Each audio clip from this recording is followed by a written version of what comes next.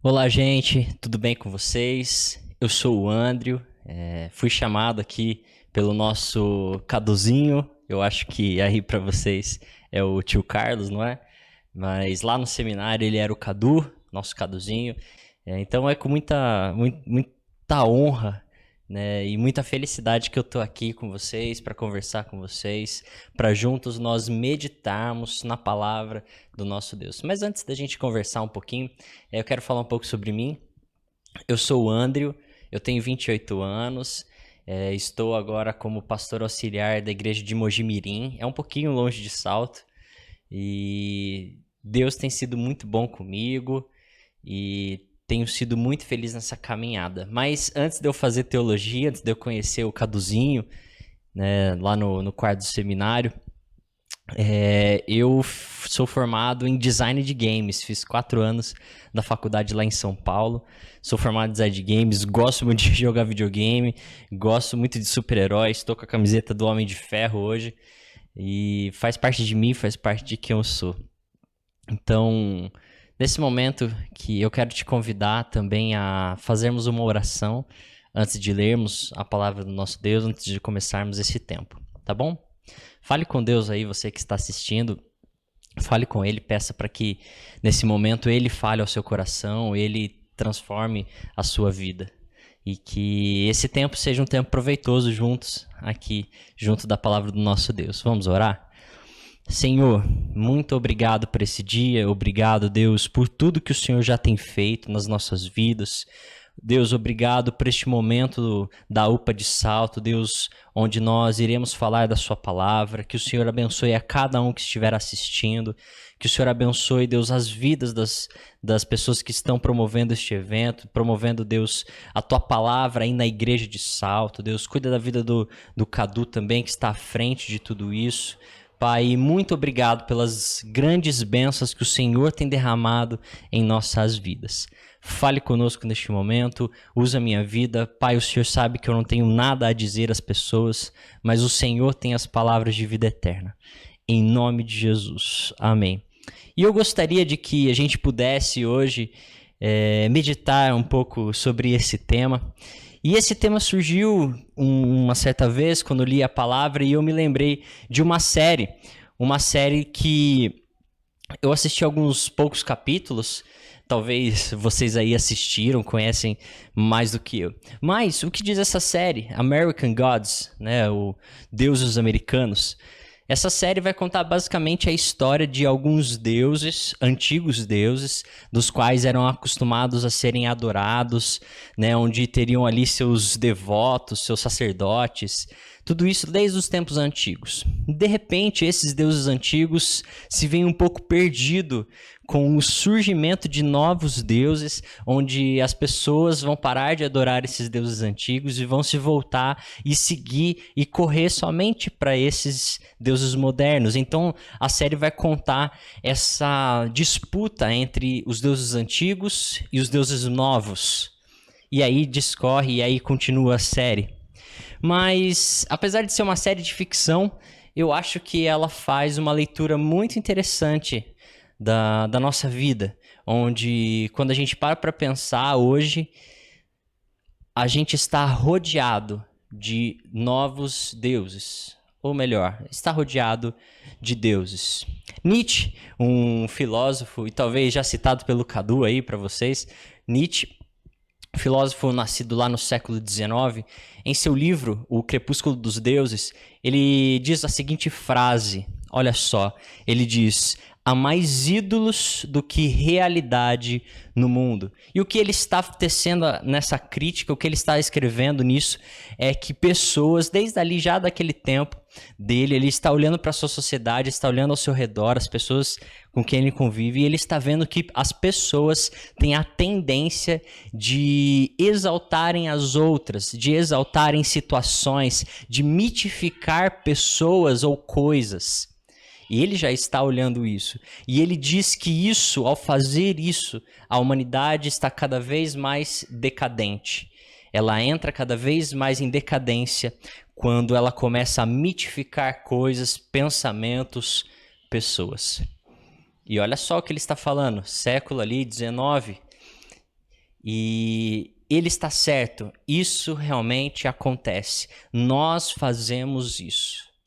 Mas a palavra de Deus tem uma resposta para o nosso coração. Ela nos ensina o caminho certo do qual nós devemos caminhar. E eu quero agora que a gente possa acompanhar a leitura do texto em Atos 17, dos versículos 22 até o versículo 34. Vamos lá? Se você está com a sua Bíblia aí no seu celular, no seu smartphone, ou então, se você quiser, pode acompanhar. Eu vou projetar aqui na TV aqui, tá bom? E juntos nós vamos ler o texto. Então, o que a palavra de Deus fala sobre esses deuses dos nossos corações, esses deuses modernos? Olha só. Então Paulo se levantou diante do conselho e assim se dirigiu a seus membros. Homens de Atenas, vejo que em todos os aspectos vocês são muito religiosos. Pois quando andava pela cidade, reparei em seus diversos altares. Um deles trazia a seguinte inscrição: ao Deus desconhecido. Esse Deus que vocês adoram, sem conhecer exatamente aquele de que lhes falo. Ele é o Deus que fez o mundo e tudo o que nele há. Uma vez que é Senhor dos céus e da terra, não habita em templos feitos por homens e não é servido por mãos humanas, pois não necessita de alguma coisa. Ele mesmo dá vida e fôlego a tudo e supre cada necessidade. De um só homem ele criou todas as nações da terra, tendo decidido de antemão onde se estabeleceriam e por quanto tempo. Seu propósito era que as nações buscassem a Deus e, tateando, talvez viessem encontrá-lo, embora ele não esteja longe de nenhum de nós. Pois nele vivemos, nos movemos e existimos. Como disseram alguns dos seus próprios poetas, somos descendência dele. E por isso ser verdade, não devemos imaginar Deus como um ídolo de ouro, prata ou pedra, projetado por artesãos.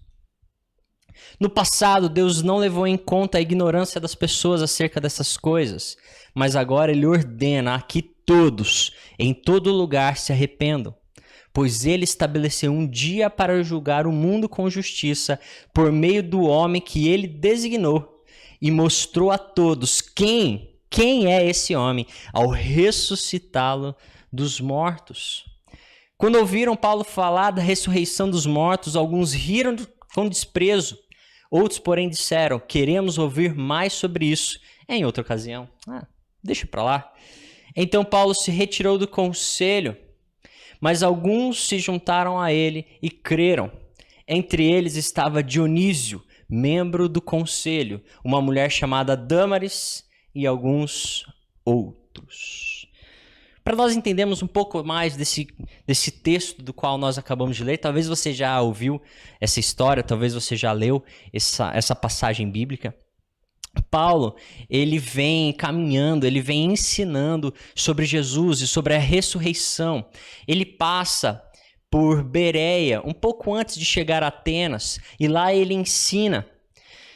Mas os judeus que estavam sendo contrários a esse ensinamento de Paulo começam a fazer um fuzuê, começam a fazer tudo o contrário contra Paulo. Então Paulo se vê obrigado a sair daquela cidade e ele então se separa dos seus amigos e acaba em Atenas. E lá ele decide esperar pelos seus amigos chegarem. Mas enquanto ele estava naquela cidade olhando, andando por ela, ele repara que aquela cidade era uma cidade repleta de ídolos. Inclusive um chama muito a atenção dele, que ele enxerga ali falando ao Deus desconhecido. Havia um altar que aquele pessoal havia levantado para um Deus que nem sequer eles sabiam quem era. Aquilo incomoda Paulo de uma maneira tremenda, que ele decide então anunciar Jesus e anunciar a sua ressurreição. Quando ele fala de Jesus e a ressurreição, alguns homens ali daquele local de Atenas imaginam que Paulo estava anunciando sobre dois deuses, um chamado Jesus e o outro chamado ressurreição, ou Anastasis lá no grego. E nisso convidam Paulo para falar sobre esses deuses, esses novos deuses, lá nesse lugar chamado Areópago, um lugar onde havia discussão de várias coisas. Paulo vai e ele chega e ele vai falar, ele começa a argumentar, ele diz: olha, senhores atenienses, eu vejo que vocês são muito religiosos. Paulo, incrivelmente inteligente, Paulo, incrivelmente articulado, ele chega e em vez de ele falar, olha, eu tô vendo que vocês são muito idólatras, vocês estão totalmente errados, não. Ele começa por um caminho ao chamar a atenção daquelas pessoas, um fato comum, o fato deles crerem em alguma coisa. Não que Paulo esteja dando carta branca para a idolatria daquelas pessoas ao falar isso, não. Ele está simplesmente usando um recurso a fim de que as palavras seguintes dele possam ser escutadas por aquelas pessoas. Mas isso revela uma grande verdade sobre aqueles homens e aquelas mulheres de Atenas. Eles eram de fato muito religiosos. A idolatria estava presente. Eles tinham milhares de deuses, templos, sacerdotes, sacerdotisas, só para aqueles templos específicos onde muitas coisas aconteciam lá.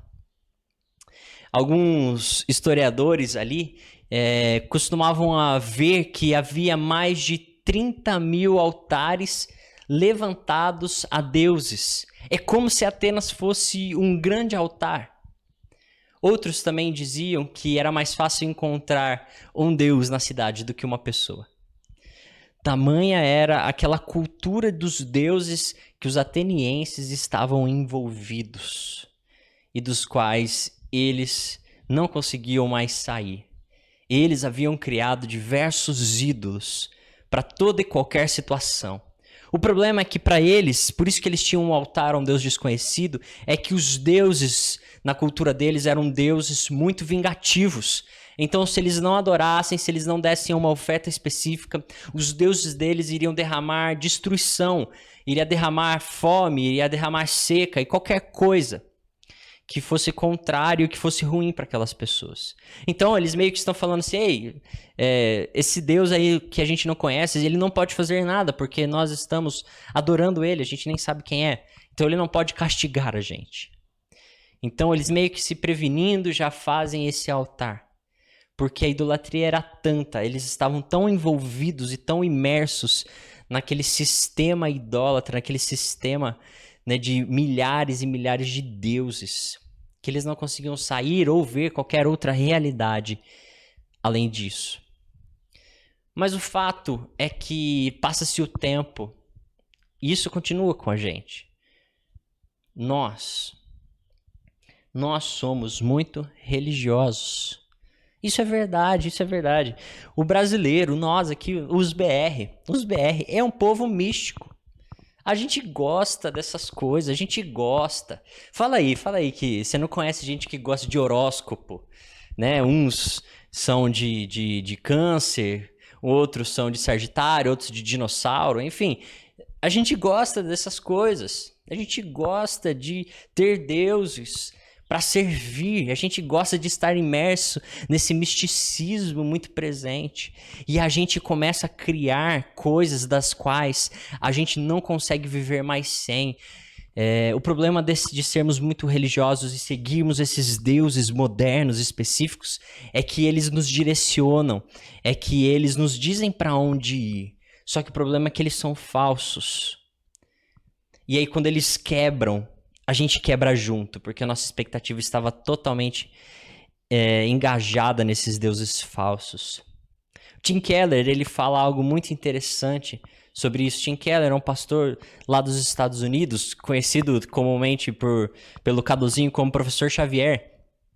Olha só ali, eu acho que ele diz algo muito interessante para essa conversa. Ele diz assim, na sociedade atual, não é fundamentalmente diferente dessas situações, dessas culturas antigas. Cada uma delas é dominada por seu próprio conjunto de ídolos. Cada uma tem seus sacerdócios, seus totens e rituais. Cada uma delas tem seus templos, sejam elas torres empresariais, spas, academias, estúdios ou estádios.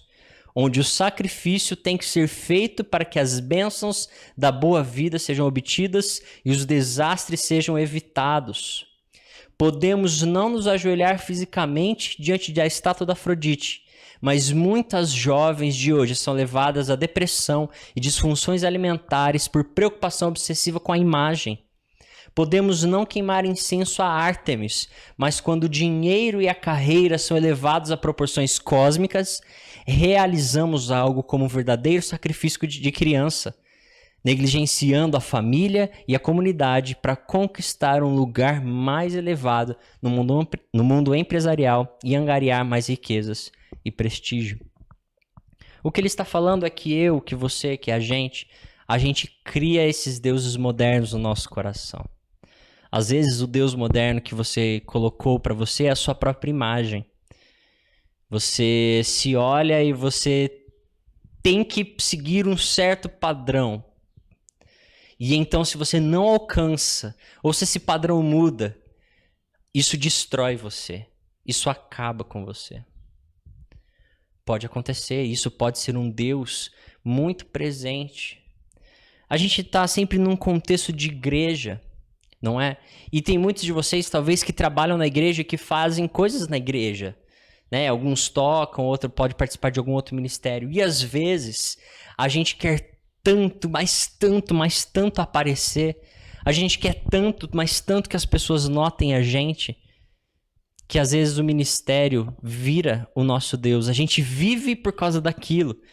E se a gente perder, se a gente sair, ou se alguém falar alguma coisa contra a gente, ou que a gente fez errado, ou como a gente pode melhorar, aquilo destrói o nosso Deus e destrói, por consequentemente, a gente. Porque a gente colocou todo o nosso ânimo, todo o nosso engajamento em um Deus moderno e um Deus falso. Eu estava vendo uma pesquisa de que os brasileiros eles ficam por volta, pelo menos, 3 horas e meia direto, se for contar todo o tempo, no celular, na internet, vendo, passando aí o dedo aí no Instagram, só subindo, vendo foto, curtindo, ou então no YouTube, vendo vídeos. Pode até parecer uma média baixa muitas vezes, mas as pessoas não conseguem viver mais sem o seu celular. Talvez você já tenha até, durante esse tempo que a gente já está conversando, você já até tenha olhado alguma mensagem no seu WhatsApp, ou no Telegram, ou no Insta. Porque a gente não consegue mais viver sem isso. É engraçado até, às vezes a gente acha que a gente saiu de casa sem o celular, parece que a gente tá nu, tá perdido, não tem mais nada. Não é? Acontece. Nós criamos deuses falsos com muita facilidade. Às vezes você que tá aí me assistindo, às vezes você fez de uma pessoa que você ama ou que você admira, você fez dela um Deus para você. Ninguém pode encostar nela, ninguém pode falar nada sobre ela. Porque você ama ela demais. Porque você quer ser como ela. E aí a gente cria no nosso coração um lugar reservado para aquela pessoa. Porque a gente olha e fala, não, se eu arrumar uma namorada, se eu arrumar um namorado, cara, minha vida tá resolvida. Tá tudo certo. É só isso que eu preciso. Eu ando muito triste, eu preciso de alguém para me alegrar. E aí a gente coloca toda a nossa expectativa em um namorado, em uma outra pessoa, em um amigo. Aí o que acontece? Pessoas são falhas. Elas vêm, elas erram com a gente, o nosso ídolo é destruído e a gente fica arrasado, porque a gente colocou todo o nosso coração, o nosso empenho nessa pessoa. Mas algo que eu quero dizer aqui, eu acho que é muito pertinente nós pensarmos sobre isso, e eu tenho pensado a respeito disso há um tempo, é que ultimamente nós queremos um evangelho personalizado e um Deus particular. E nisso nós temos uma fração de Deus. O que eu quero dizer com tudo isso? O que eu quero dizer é que, ultimamente, nós queremos um evangelho da qual ele se encaixe naquilo que hoje a gente considera certo e errado. A gente quer um Deus que nos ame.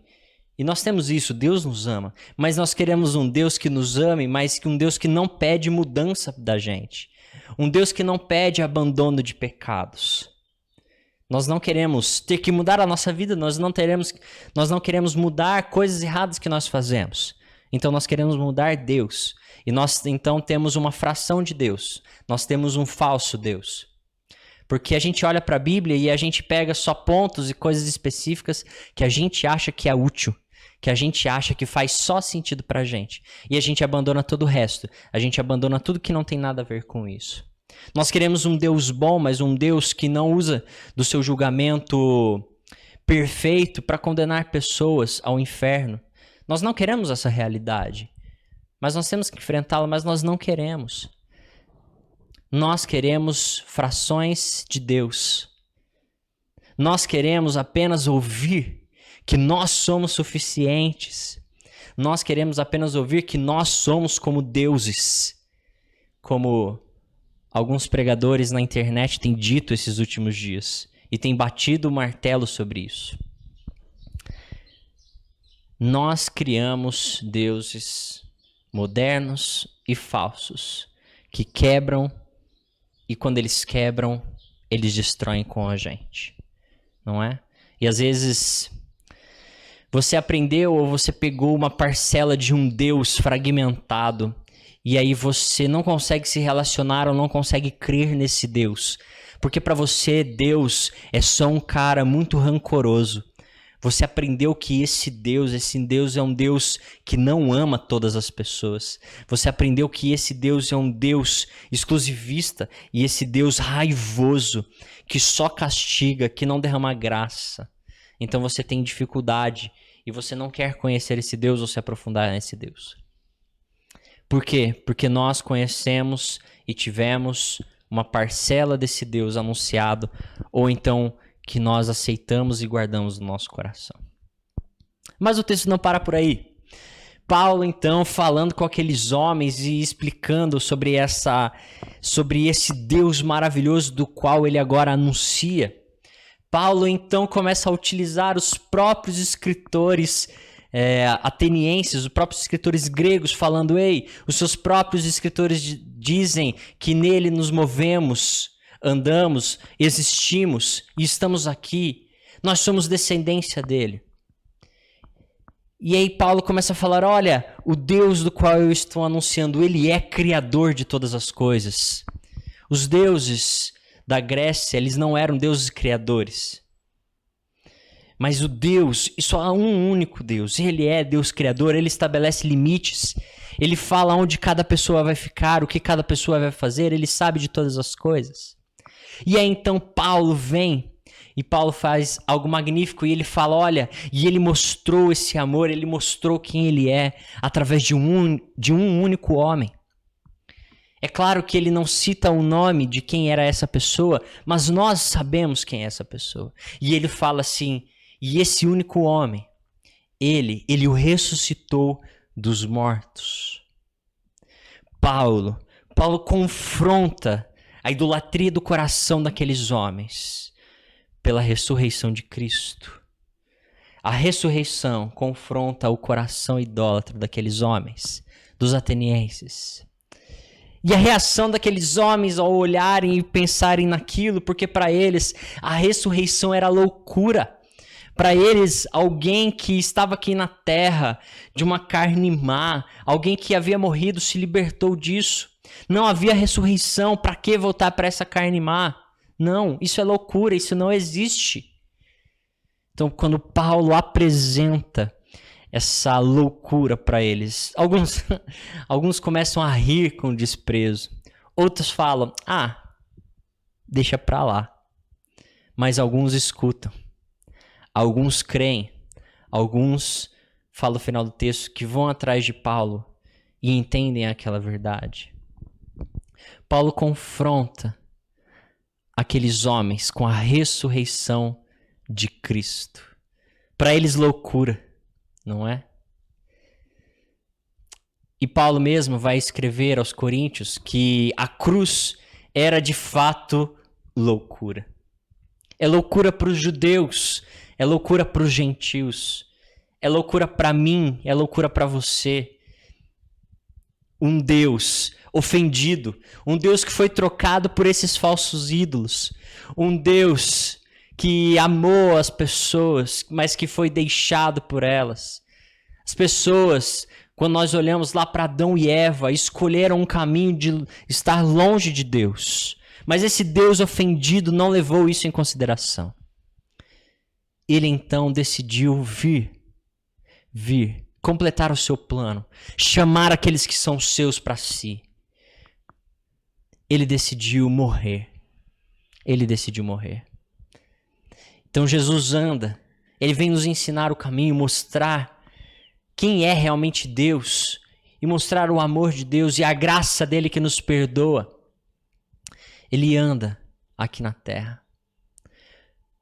Mas homens, dos quais tiraram os olhos de Deus, o crucificam.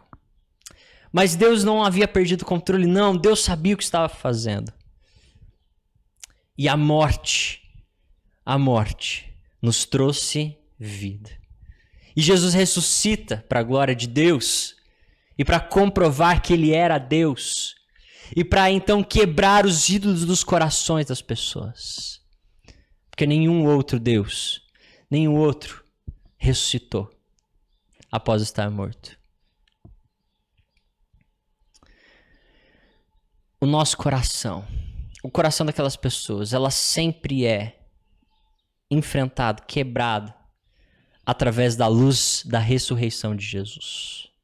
E isso acontece com a gente hoje também. A gente vê que a ressurreição confronta hoje o nosso coração idólatra. Sabe por quê, irmãos? Sabe por quê, gente bonita? Porque os ídolos falsos quebram. Os ídolos falsos são destruídos. Mas o nosso Senhor, ele vive. Ele é real. Ele está vivo. Ele não quebra. Ele é um Deus real. A ressurreição comprova isso. Que ele é Deus e que ele é verdadeiro. Porque nenhum outro Deus fez o que Jesus fez por nós. Então, quando nós colocamos a nossa realidade diante da ressurreição de Cristo, a gente vê que a gente não precisa que outras pessoas estejam à frente de tudo no nosso coração. A gente não precisa endeusar ou mitificar pessoas, como muitos têm feito hoje. Não, esse não é o caminho. Nós temos que olhar para Jesus e a sua ressurreição. Nós temos que olhar para Jesus, aquele que venceu a morte e está vivo. É ele quem nós temos que ter no centro do nosso coração. E não pessoas, e não namorado, e não esposa. Irmãos, deixa eu contar uma história rapidamente. Agora eu estou casado, né? Mas antes de eu casar, a gente estava organizando todo o casamento, que no final não aconteceu. Mas eu lembro que eu estava conversando com algumas pessoas, né? E tal, lá na igreja, quando a gente podia reunir, né? Antes da pandemia, bem antes da pandemia. Aí eu falei para as pessoas: nossa, vou casar, né? Daqui a pouco e tal. Aí a pessoa falou: se Deus quiser e Jesus não voltar antes. Aí eu, ô Jesus, espero casar, né? Pelo menos dá uns 3 dias, né? Pra eu casar. E aí a gente deu risada e tudo mais. Mas o que eu comecei a enxergar? Eu comecei a enxergar que naquele momento o meu casamento estava sendo a razão de eu existir, a razão de eu fazer as coisas. E ele estava tomando o centro e o foco da minha vida. Mas quando eu coloco isso, e eu parei para perceber isso, e quando eu coloco isso diante da ressurreição de Cristo, diante de quem Deus é, eu percebi que aquilo só estava acontecendo porque Jesus permitiu, porque Jesus uniu, tanto eu quanto a Laura, ele nos trouxe juntos. Então aquilo não era, a bênção não era para que fosse o meu alvo, mas era para o autor daquela bênção deveria ser o alvo da minha vida, entendeu? A internet não é para ser o alvo da sua vida. Passar o dia dando likes, ou então tentando ganhar likes com fotos, esse não é o alvo da nossa vida. O alvo da nossa vida é conhecermos a Jesus e fazer dele mais conhecido ainda. Então, quando a gente coloca esses deuses nossos hoje diante da ressurreição de Cristo, eles quebram. Porque nenhum deles se sustenta diante da gloriosa vida do nosso Deus. Entendeu?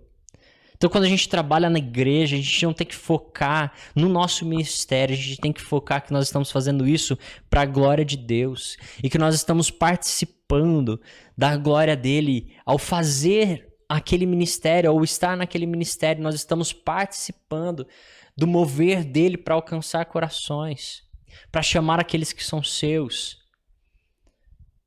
Nós não estamos lá para aparecer, nós estamos lá para que Jesus apareça. É como a gente sabe da passagem que diz, e tem a música, e eu sempre lembro da música, e a música diz que ele cresça, que eu diminua, que ele apareça e que eu me constranja. Ou seja, diante da ressurreição, quem deve aparecer é Jesus e não eu. Se você tem algum ídolo do seu coração, se o foco da sua vida tem sido alguém, alguma coisa, qualquer coisa que não seja Jesus, hoje, através da ressurreição, através da cruz, através da graça que Deus estende a mim, a você e a sua igreja, eu e você, nós somos convidados a olhar para Ele e a quebrar esses ídolos. Deus é o maior quebrador de ídolos de toda a história. Porque Ele constantemente quebra os ídolos que os nossos corações fazem. E esse é o meu chamado. Esse é o nosso chamado. A quebrarmos, com a graça de Deus, com a ajuda de Deus, com a orientação de Jesus, os ídolos modernos do nosso coração. Então, que Deus te abençoe, que Deus nos ajude a fazermos isso dia após dia. Porque nós precisamos nos lembrar disso todos os dias.